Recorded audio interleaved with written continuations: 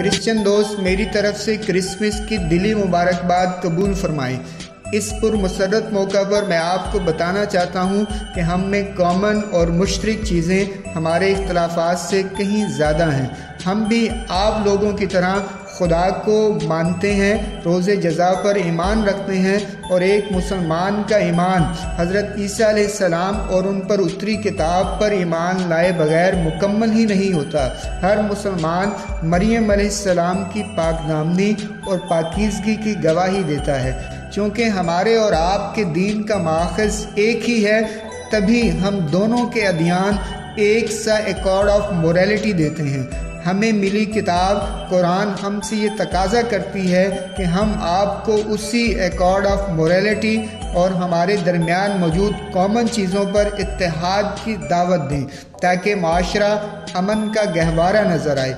मैंने बाइबल दर्जनों बार पढ़ी है और यही जाना है कि अगर एक क्रिश्चियन बाइबल में गौर करे तो उसे मुसलमानों और इस्लाम का दोस्त बनने से कोई नहीं रोक सकता।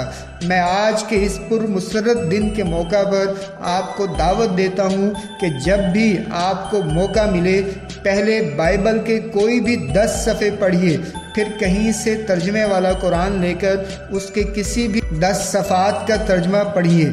मैं वादा करता हूँ इस दौरान में आपके दिल में ये ख्याल ज़रूर आएगा, ये दोनों किताबें एक ही खालिक का कलाम हैं। हमारे बाज़ इख्तलाफात बुनियादी हैं, जैसे आप हज़रत मसीह अलैहिस्सलाम को खुदा का बेटा समझते हैं जबकि हम उन्हें अपने नबी की तरह अल्लाह का बंदा और रसूल समझते हैं। लेकिन ये इख्तलाफ भी बाइबल ख़ुद से पढ़ना शुरू करते ही दूर होता दिखाई देगा। मैं आपको खुशी के मौका पर आपकी अपनी ही इल्हामी किताब बाइबल ख़ुद से पढ़ने की दावत देता हूँ। बाइबल हो या कुरान, दोनों के कारी एक ही जैसी अखलाकियात सीखेंगे।